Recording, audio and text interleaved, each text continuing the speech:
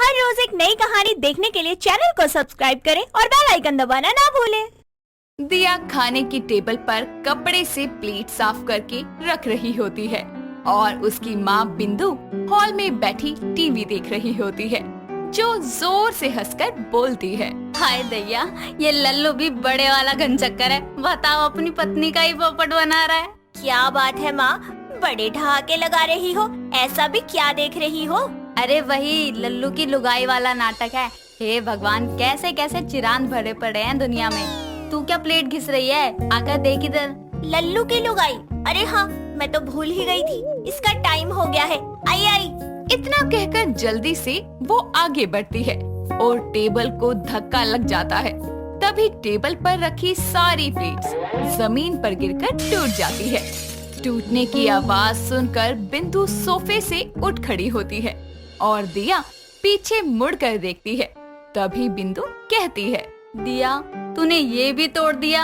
ये प्लेट मैं परसों ही बाजार से लेकर आई थी। अरे तुझे घर के लोग कांच के प्लेटों में खाना खाते हुए भाते नहीं है क्या? मैं क्या करूं, शायद धक्का लगने से गिर गए। इतना कहकर वो जोर से पलटती है और उसके साथ उसकी चोटी भी घूमकर सीधा टेबल पर रखे वास पर लगती है और वास हिलते डुलते जमीन पर गिरकर टूट जाता है। तभी दिया डरते हुए अपनी माँ की तरफ देखती है और बोलती है, सॉरी माँ, मैं इसे भी साफ कर देती हूँ।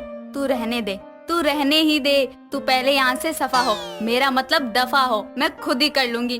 तोड़ फोड़ किए बिना तो चैन ही नहीं है इसे। बिंदु के इतना कहते ही दिया फट से अपने कमरे में चली जाती है। दिया एक शांत और मासूम लड़की थी, जो जहाँ भी जाती बस तोड़ फोड़ मचाती। ना, ऐसा वो जानबूझकर नहीं किया करती थी। उसकी इस हरकत से उसकी माँ बहुत तंग रहा करती थी। समय बीतता है। एक दिन उसके रिश्ते के लिए विपिन नाम का लड़का अपनी माँ सरोज के साथ उनके घर आता है। दिया अपने कमरे में तैयार हो रही होती है। तभी उसकी माँ आकर उससे कहती है, हो गई तैयार? चल बढ़िया है। सुन, चुपचाप सीधी सीधी चलती आइयो और आकर सोफे पर बैठ जाइयो। ज्यादा मटकते हुए चलने की जरूरत नहीं है। अरे माँ, मैं कैसे चुपचाप आकर बैठ जाऊंगी? उनके लिए चाय नाश्ते की ट्रे तो मुझे ही लेकर आनी होगी ना। कोई जरूरत नहीं है। पता चला चाय की ट्रे लेकर मटकते हुए लड़के वालों के सामने जाए और वहीं ट्रे पटकाए। अरे वो रिश्ता लेकर उल्टे पाँव ही न लौट जाए। इतना कहकर बिंदु वहाँ से चली जाती है।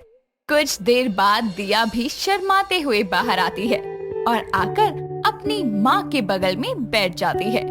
उसके बैठते ही उसका घुटना टेबल पर लगता है और टेबल पर रखा सामान गिरे उससे पहले ही बिंदु टेबल को पकड़ लेती है। उसे टेबल को पकड़ा देखकर सरोज कहती है, क्या हुआ बहन जी? मेज कहीं भागी जा रही थी क्या, जो आप इसे पकड़े बैठी हो? हाँ? क्या बहन जी, आप बिना अच्छा मजाक करते। वो तो मैं बस टेबल थोड़ा खिसका रही थी। वैसे बहन जी, आपकी दिया तो बहुत सुंदर है और हमें देखकर शर्मा भी रही है, मतलब संस्कारी भी होगी। बिल्कुल बहन जी, बड़ी संस्कारी है मेरी दिया। उसने तो आपके बेटे की तस्वीर देखकर ही उसे पसंद कर लिया था।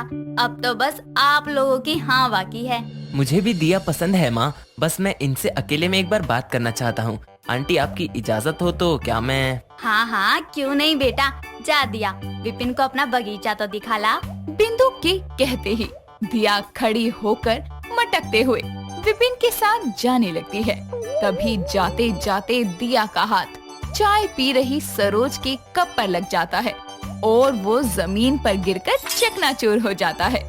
तभी सरोज कहती है, ये क्या हुआ? शगुन, शगुन हुआ बहन जी, शगुन। आप तो जानती है, शुभ काम से पहले काज टूटना कितना शगुन होता है। अच्छा, ऐसा भी कोई शगुन होता है? हाँ बहन जी, हमारे यहाँ तो ऐसा ही शगुन होता है।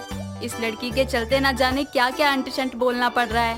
जिसके बाद दोनों अकेले में बात करने बगीचे में चले जाते हैं। समय बीतता है और शादी का दिन आता है।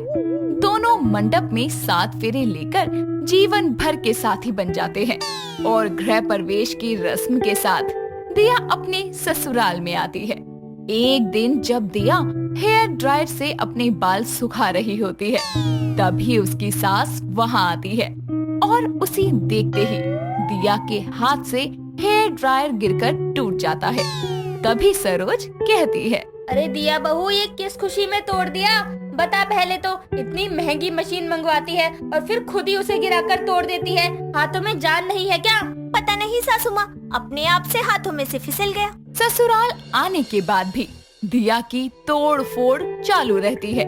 एक रात वो सारा काम खत्म करके कमरे में आती है और विपिन आते ही उसे अपनी बाहों में जकड़कर कहता है, मिल गया टाइम कमरे में आने का। अरे कभी कभी तो मुझे लगता है किचन ही तुम्हारा बेडरूम है, क्योंकि चाहे मैं तुम्हें पूरे घर में ढूंढ लूं, लेकिन तुम मिलोगी तो सिर्फ किचन में ही। कर ली फालतू की बकवासें, अब मैं सोने जाऊँ? यार तुम्हें सोने की बड़ी जल्दी है, थोड़ी देर प्यार भरी बातें कर लो मुझसे। क्या बात करूँ मैं आपसे? हाँ चलिए हटिए, मुझे नींद आ रही है, मुझे सोना है। नहीं हटूंगा, अभी जो करना है कर लो। इतना कहकर विपिन कसकर उसका हाथ पकड़ लेता है। अपना हाथ छुड़वाने के चक्कर में वो जोर से अपना हाथ झटकती है और सीधा बेड पर जाकर गिरती है, जिससे उसका हाथ जाकर बेड के दीवान पर लगता है और उसकी चूड़ियां टूट जाती है। तभी विपिन कहता है, यार तुम्हारा तो मुझे समझ ही नहीं आता। पहले बेरुखी बातें कर कर मेरा दिल तोड़ा, मतलब क्या मजा आता है तुम्हें इतनी तोड़फोड़ करने में? बताओ, जिन्हें मुझे तोड़ना चाहिए था उन चूड़ियों को भी तुम खुद तोड़ बैठी। अरे मैंने जानकर नहीं किया, अपने आप से हो गया ना। ठीक है, ध्यान रखा करो, कहीं लगी तो नहीं? नहीं, बस ये चूड़ियां ही टूटी हैं। उन टूटी चूड़ियों को उठाकर वो डस्टबिन में फेंकती है। अगले दिन दिया कमरे में झाड़ू लगा रही होती है, तभी उसे एक चूहा दिखाई देता है। चूहे को ड्रेसिंग टेबल पर उछलता देखकर वो जोर से झाड़ू को ड्रेसिंग टेबल की तरफ फेंकती है। चूहा तो वहाँ से भाग जाता है, लेकिन झाड़ू के लगने से ड्रेसिंग टेबल का शीशा चकनाचूर हो जाता है, जिसकी आवाज सुनकर सरोज वहाँ दौड़ कर आती है और कहती है, हाय हाय, कैसी आवाज थी? बहू दिया, अब तूने क्या तोड़ दिया? शीशा। माँ दिया ने शीशा चकनाचूर कर दिया। हे भगवान, नास पिटी, इतना बड़ा शीशा चकनाचूर कर दिया। सासू माँ, मैं तो चूहे को मार रही थी, मुझे क्या पता था कि चूहा भाग जाएगा और झाड़ू जाकर शीशे पे लग जाएगा और वो चकनाचूर हो जाएगा। अरे पता तो मुझे भी नहीं था कि तेरे आने के बाद घर में तोड़फोड़ देखने के दिन आएंगे मेरे। मुझे लगता है कि वो दिन दूर नहीं है जब चीजें छोड़कर तू हमारी हड्डियां तोड़ेगी। अपने घर वालों की बात सुनकर दिया संभल कर काम करने लगती है, लेकिन फिर भी उसके हाथों से तोड़ फोड़ जारी रहती है। एक दोपहर वो छत पर कपड़े सुखाने आई होती है और वो कपड़ों को तार पर टांग ही रही होती है कि तभी वो फिसलकर बालकनी के ग्रिल से लटक जाती है और जोर से चिल्लाती है, सासू माँ, विपिन जी बचाइए मुझे, सासू माँ। अरे बहू, कहाँ से चिल्ला रही है? कहीं दिखाई नहीं पड़ रही। सासू माँ, मैं यहाँ नीचे लटकी हुई हूँ, बचाइए मुझे, वरना अगर मैं गिर गई तो मेरे शरीर की हड्डियों के इतने टुकड़े होंगे ना कि जुड़ने में भी नहीं आएंगी। वैसे तूने मेरा इतना सामान तोड़ा है कि तुझे बचाने का तो जी ही नहीं कर रहा, लेकिन चीजों की तोड़फोड़ तो मैं सह लूंगी, पर तू टूट फूट गई तो दूसरी बहू कहाँ से लाऊंगी? लटकी रह भी कुछ करती हूँ। इतना कहकर वो विपिन को बुला के लाती है और साड़ी को रस्सी बनाकर दिया की तरफ फेंकती है, जिसके सहारे दिया ऊपर को आती है। जिसके बाद से दिया अपनी सास से वादा करती है कि वो बहुत ही सावधानी से काम करेगी और कोई भी तोड़फोड़ ना करने की अपनी तरफ से पूरी कोशिश करेगी। दोस्तों, अगर आपको ये कहानी पसंद आई तो इसे लाइक करें, शेयर करें और कमेंट करके बताएं कि कहानी में आपको सबसे अच्छा क्या लगा।